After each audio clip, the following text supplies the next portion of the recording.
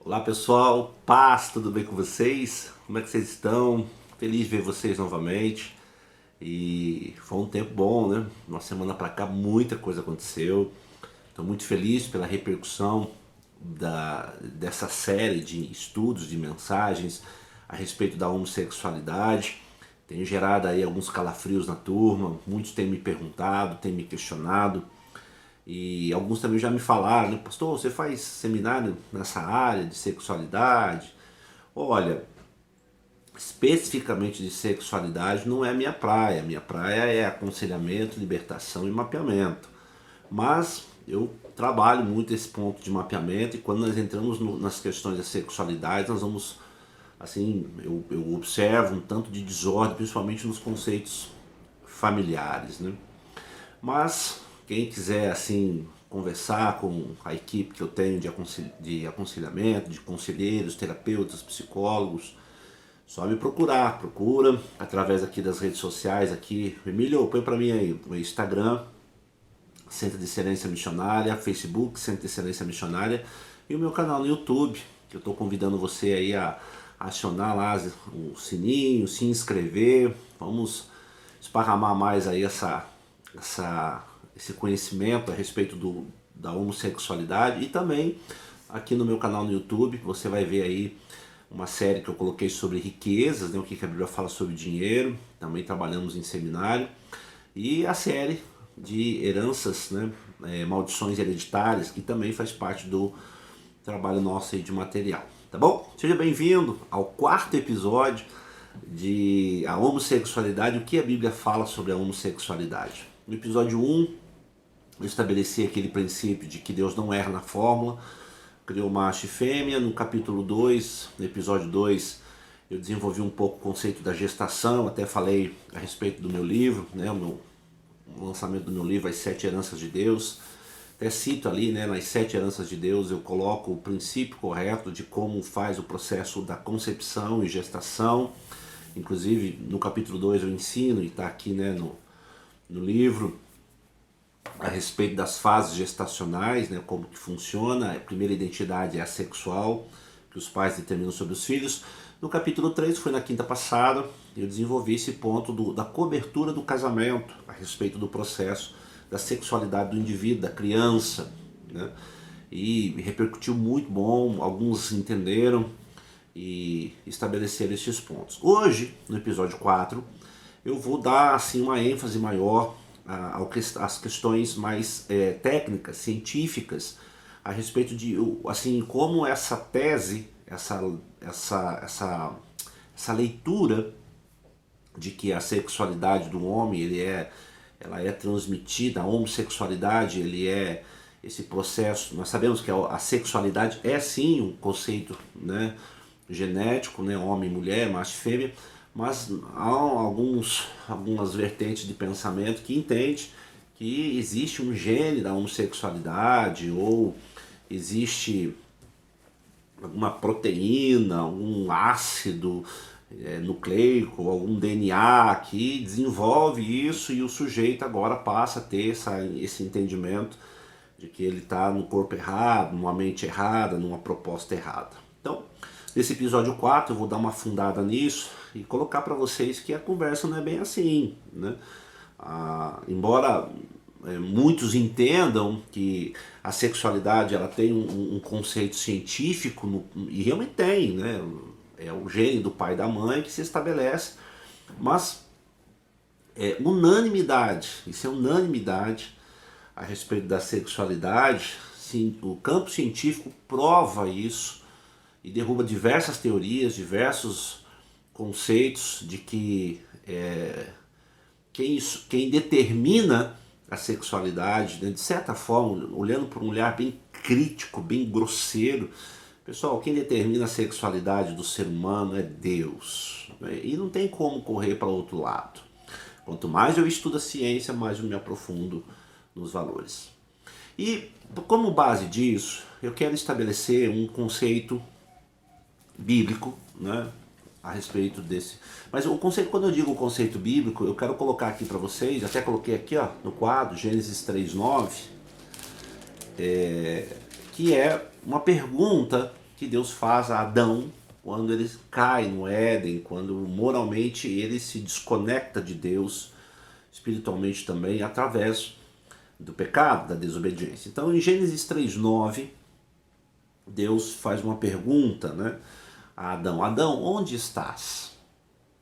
Então, dessas décadas para cá, como eu já falei nas outras séries de mensagens, dá uma olhada lá, até inclusive do dinheiro, da maldição hereditária, das décadas para cá, o evangelho ele foi, de certa forma, deturpado em algumas áreas e reforçado em outras. Eu vou repetir, eu sou teólogo, dou aula, né, sobre a Bíblia, amo a Bíblia, mas eu, nas andanças por aí afora, eu percebo que quando você vai atender uma pessoa que vem, que está com esses distúrbios sexuais, vem tá, né, um homossexual, um lésbico, um homossexual, uma pessoa que tem essas desordens na área sexual, quando você vai conversar com ele, eles têm algumas vertentes teológicas que não bate, é uma loucura. Na última empreitada que nós tivemos, né, semana passada com a equipe, nós tivemos em Cianorte, na igreja presbiteriana lá, renovada, a terceira igreja presbiteriana renovada, um abraço até para o pastor Anderson e toda a sua equipe. Nós estamos lá, né, finalizando um processo de 6 meses de treinamento, para treinar conselheiros, para desenvolver esse ponto de aconselhamento, até mesmo na área da homossexualidade. Na sala de atendimento, das percepções, né, das leituras que eu fiz junto com a equipe que atendeu, é que a área sexual ela está tão fracionada, tão doente, tão assim fora do eixo, eu vou usar minha linguagem, assim, né, o Jeep capota, né, quando fala da área de sexualidade, porque assim, os pastores, líderes, maridos, enfim, eles entendem que a sexualidade está à parte do conceito moral e de caráter espiritual. E nós já fomos provados, eu já provei aqui que isso não funciona. Então essa pergunta, onde está Adão? A impressão que passa é que Deus está no Éden, depois que Adão faz a bobagem lá de comer lá da fruta, que Deus está com uma cinta na mão e um chinelo na outra para dar uma surra em Adão. E não é isso. A pergunta que Deus fez a Adão não é Deus querendo saber se ele estava em algum lugar escondido no Éden. A pergunta que Deus fez a Adão tem uma conotação muito maior, muito ampla, de que é como Deus dizendo assim para Adão: Adão, o que foi que você fez, né? E aonde está o seu pensamento? Aonde está teu coração? Aonde você está? Que mundo você vive? Assim, por que você se esconde? Né? Não é o conceito do pecado em si, né? Se esconder do pecado. Apesar que quando nós erramos, a nossa tendência é esconder mesmo. Mas é Deus dizendo para Adão: Adão, o que você está fazendo? Né? Ou que rota você está tomando? Onde você está? E quando nós vamos para a vertente da homossexualidade, da sexualidade, existem muitas literaturas e gente boa no país, converso com alguns são parceiros do SEM, que desenvolve conceitos da sexualidade extraordinários, inclusive esse de que cientificamente não há nada, absolutamente nada, que comprove que o conceito da homossexualidade é biológico. Isso é uma insanidade. Então, eu até separei aqui 3 livros, né? O meu tá aqui, inclusive, nos estudos adicionais, eu coloco aqui, né, da homossexualidade, na página do meu livro aqui, página 185, eu estabeleço aqui alguns textos de Paulo comparando com o Antigo Testamento, até porque não tem como você separar a Bíblia do Novo e do Velho, né? Isso é uma bobagem. Mas eu coloco aqui que Paulo ele estabelece um conceito poderoso a respeito da sexualidade, né? Então, ele escrevendo aos Coríntios, Paulo escrevendo aos Coríntios, em 1 Coríntios 6, 9 e 10, está aqui, Paulo diz assim: ou não sabeis que os injustos não herdarão o reino de Deus? Não vos enganeis, nem impuros, nem idólatras, nem adúlteros, nem efeminados, nem sodomitas, nem ladrões, nem avarentos, nem bêbados, nem maldizentes, nem roubadores herdarão o reino de Deus. Está aqui, 1 Coríntios, no meu livro, 1 Coríntios capítulo 6, 9 e 10. Inclusive, eu montei aqui um trilhozinho, um trilho para o conselheiro dar uma caminhada quando se estiver em sala de atendimento com uma pessoa que quer lidar, quer sair desse campo da homossexualidade.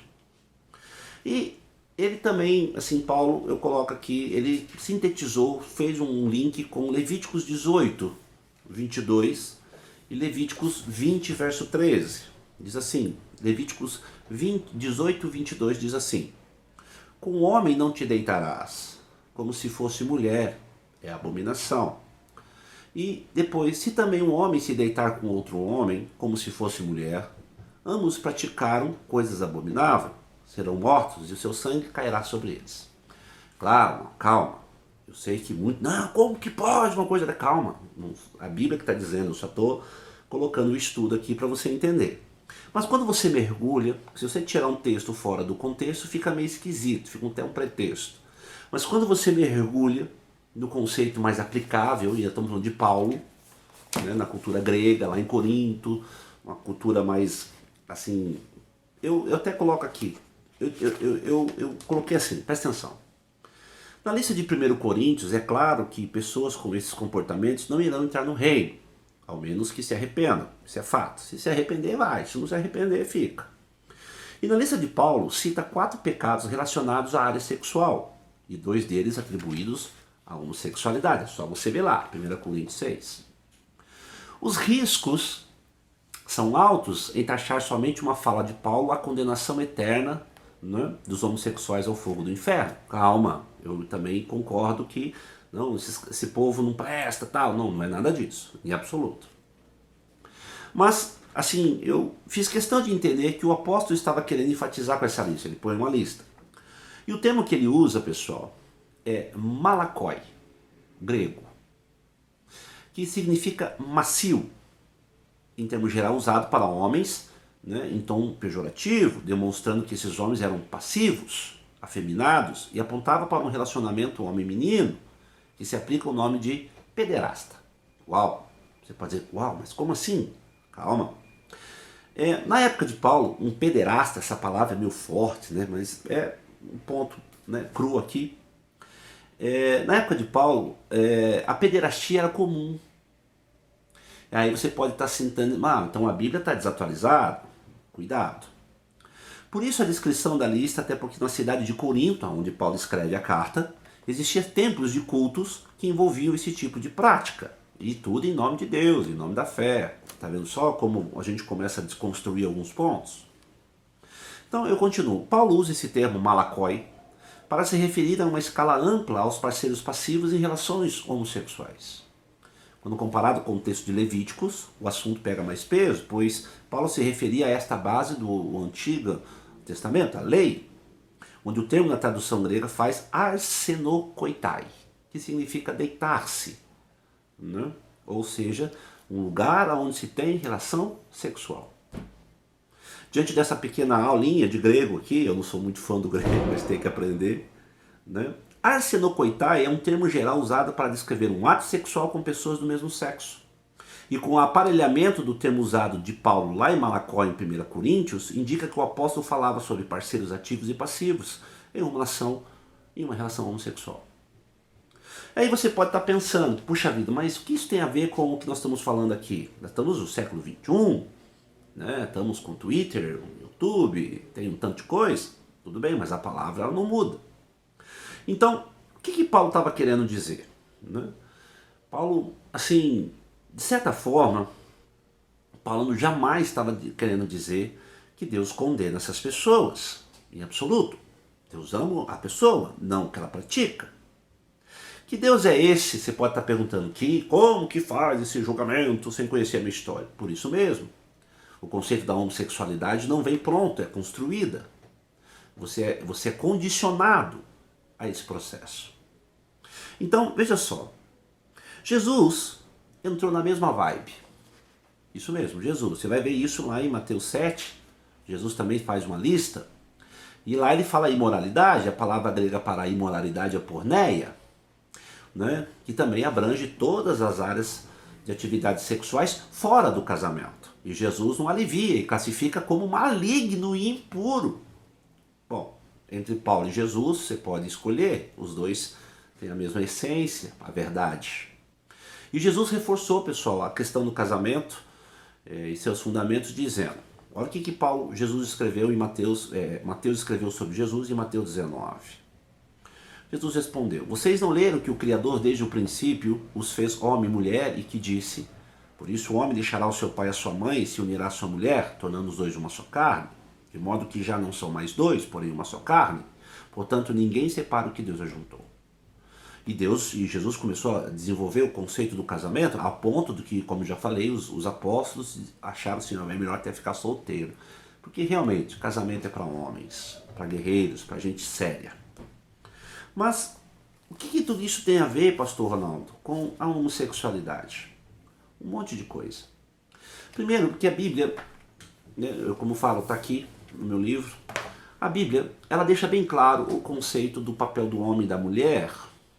E honestamente, cientificamente, eu né, na questão, sou assim, na antropologia, quando você vai estudar a antropologia, né, social, o comportamento do homem ao longo da história, você vai ver que todas as civilizações que valorizaram esse conceito da homossexualidade deixaram de existir. Até porque é impossível você fazer qualquer outro tipo de valor moral. Você pode até estabelecer o amor, não, mas eu amo, eu quero estar junto, tudo bem, não há problema nenhum quanto a isso. Só que até o amor tem limites. O pastor Marco de Souza Borges, o Cote, ele escreveu esse livro, Espiritualidade e Homossexualidade, e ele também desenvolve pontos aqui bem cruciais a respeito do comportamento da sexualidade mediante ao ponto espiritual. Mas antes ele estabelece um conceito muito sério, a parte do comportamento científico. E sim, assim, de certa forma, já foi provado, né, que cientificamente não há nada que comprove. E um outro livro muito bom, que eu até recomendo, que é esse aqui, né, Nascido Gay, é uma pergunta.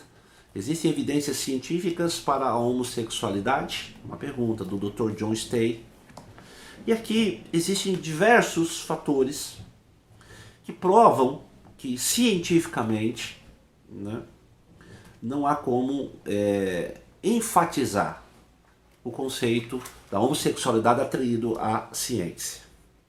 Então eu separei aqui, né, um conceito da genética humana, que ele estabelece, ainda estamos falando de um cientista, tá?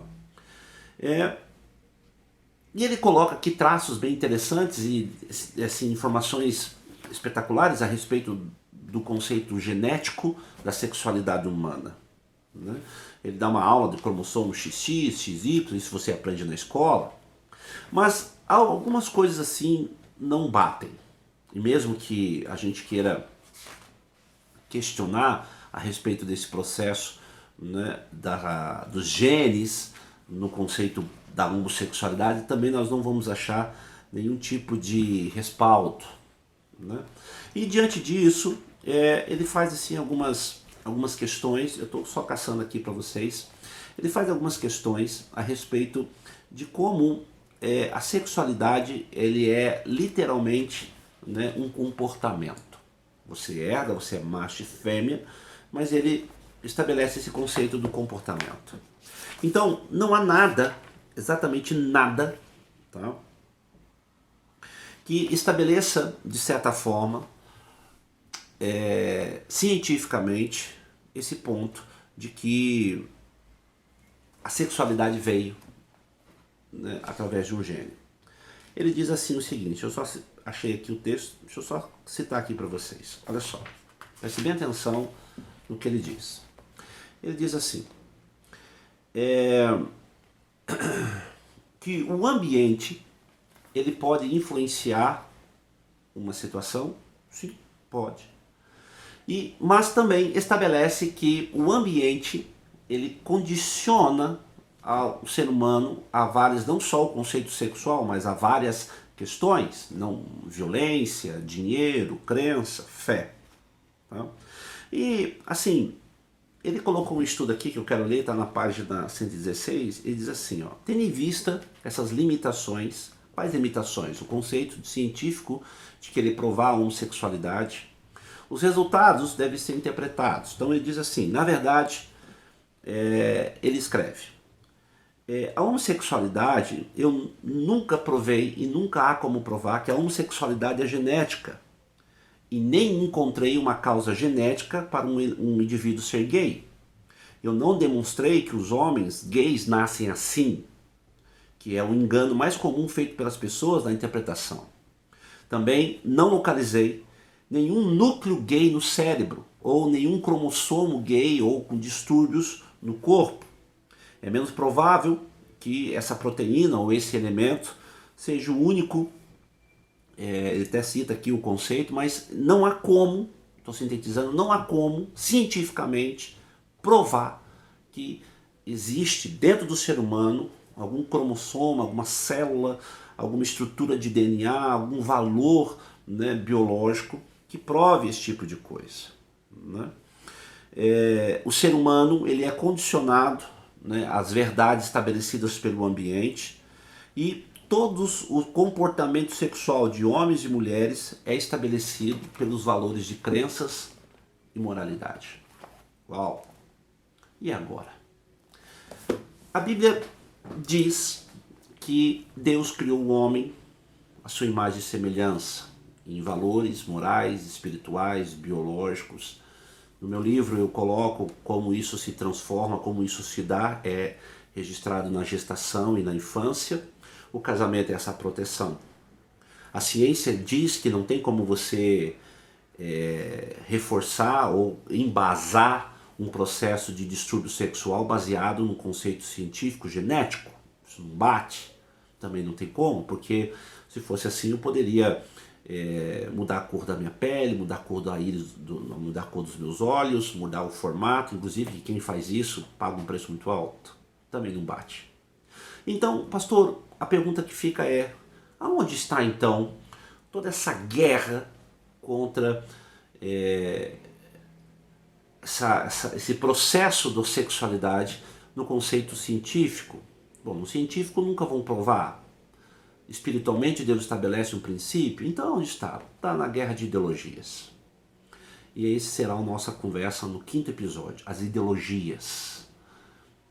E aí a conversa vai ficar um pouco mais apimentada e salgada, porque quando nós falamos de ideologias, nós vamos trabalhar uma série de ensinamentos e vamos desconstruir também, e eu vou desconstruir também uma série de processos. Então, em resumo, nesse 4º episódio, não há nada cientificamente que comprove o cromossomo gay, o cromossomo homossexual, lésbico, seja lá que for. Não há nada.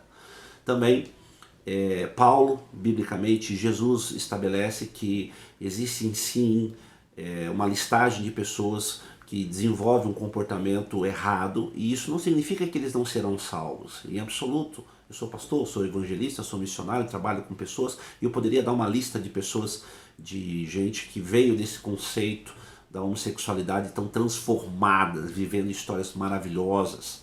E se você buscar no YouTube, você vai ver um tanto delas. Então tem sim como mudar, e é provado moralmente e cientificamente que quando você tira a pessoa de uma crença errada, de um ambiente contaminado, e estabelece os fundamentos bíblicos que Deus estabeleceu, ela muda.